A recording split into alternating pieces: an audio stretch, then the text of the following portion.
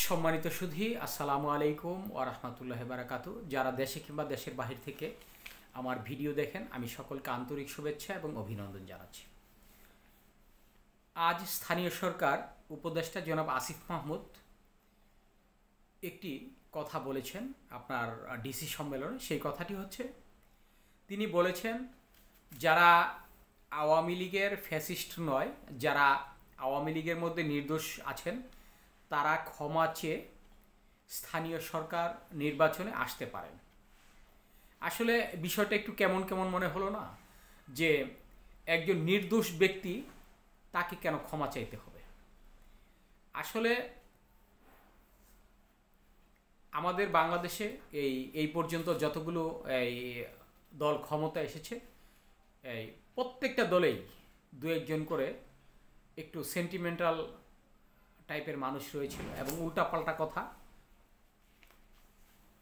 এরকম বিএনপিতেও ছিল, জাতীয় পার্টিতেও ছিল, আওয়ামী লীগে তো ছিলই। আওয়ামী লীগ তো পাগলের কারখানায় ছিল। তো এখন আসিফ মাহমুদ, এই অন্তর্বর্তীকালীন সরকারের স্থানীয় সরকার উপদেষ্টা জনাব আসিফ মাহমুদ, তিনিও হয়তো তাদের পথ ধরেছেন। আমি মনে করছি যে যদি কোনো নির্দোষ ব্যক্তি হয়, তাহলে তাকে কেন ক্ষমা চেয়ে নির্বাচনে আসতে হবে। আসলে আওয়ামী লীগের মধ্যে যেমন ফ্যাসিস্ট ছিল, আবার আওয়ামী লীগের মধ্যে অনেক ভালো মানুষও আছে। তার কারণ আপনারা জানেন যে আওয়ামী লীগ দীর্ঘ 16 বছরে যত অপকর্ম করেছে, আবার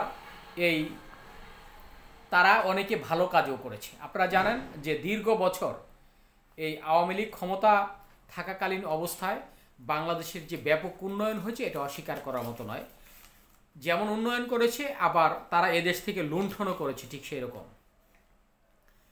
আসলে আমরা যারা ভাবছি যে 5ই আগস্ট হয়তো আওয়ামী লীগ সরকারের পতনের মধ্যে এই আওয়ামী লীগ সরকার একেবারেই নিঃশেষ হয়ে গেছে, এটা ভাবার কোনো আপনার অবকাশ নেই। তার কারণ বাংলাদেশ আওয়ামী লীগ অনেকবার ভেঙেছে, আবার অনেকবার গড়েছেও। শেখ হাসিনা না থাকলেও ওই বাংলাদেশ আওয়ামী লীগ চলবে।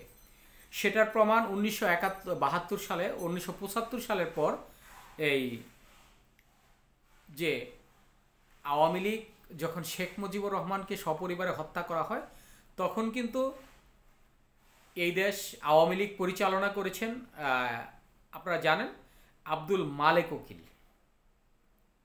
আব্দুল মালেক উকিল দীর্ঘ বছর এই আওয়ামী লীগের হাল ধরেছিলেন।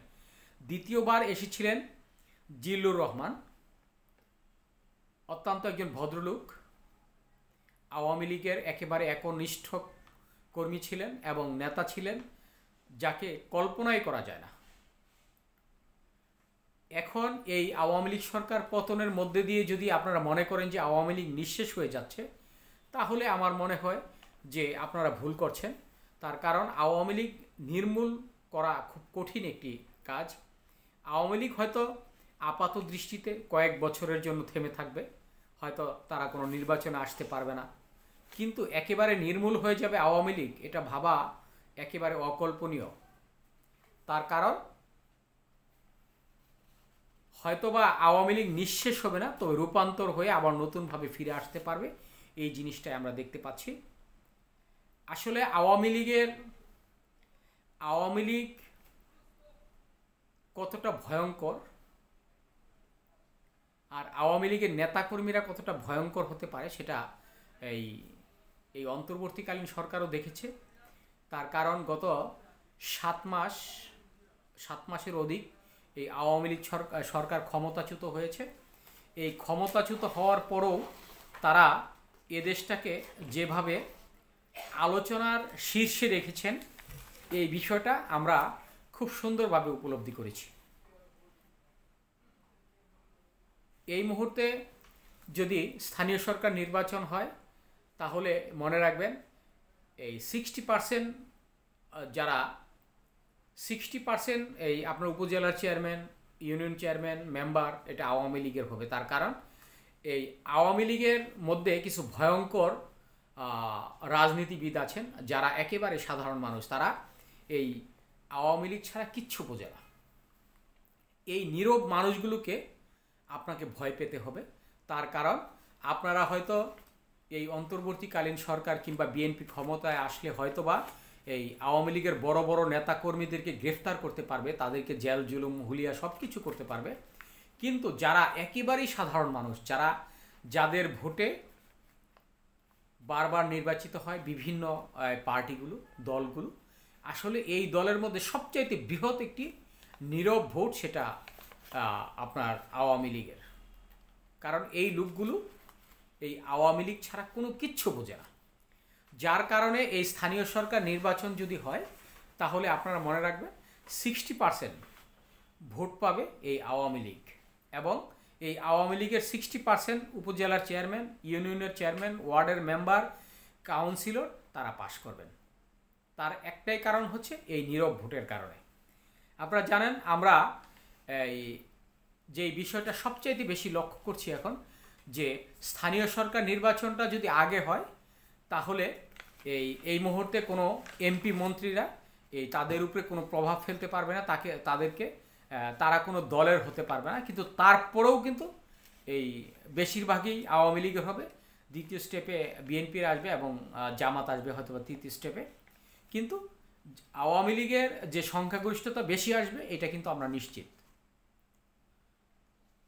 এই মুহূর্তে আপনার বাংলাদেশ জামায়াতে ইসলামী বাংলাদেশ কেন তারা জাতীয় সরকার চাচ্ছে, জাতীয় সরকার নির্বাচনটা আপনার জাতীয় নির্বাচনটা চাচ্ছে, তার কারণ হচ্ছে এই কয়েক মাসে যদি নির্বাচন করে তাহলে কয়েক মাসে যদি আপনার নির্বাচন না হয় কয়েক মাস, তাহলে দেখা যাবে বিএনপি বিভিন্ন কারণে তাদের যে গুডউইলটা তারা ধীরে ধীরে কমতে শুরু করবে। যার কারণে এই মুহূর্তে জামাত এই অন্তর্বর্তীকালীন সরকারের সাথে তাল মিলিয়ে তারা কথা বলার চেষ্টা করছে। আর এই বিষয়টা আমরা খুব সুন্দরভাবে উপলব্ধি করছি এবং আমরা এটা পর্যবেক্ষণ করছি। আসলে স্থানীয় সরকার নির্বাচন হলে এই মুহূর্তে যদি জাতীয় নির্বাচনের আগে, তাহলে কেউ এই স্থানীয় সরকারের উপর কোনো প্রভাব ফেলতে পারবে না। ধন্যবাদ আপনাদেরকে। আসসালামু আলাইকুম।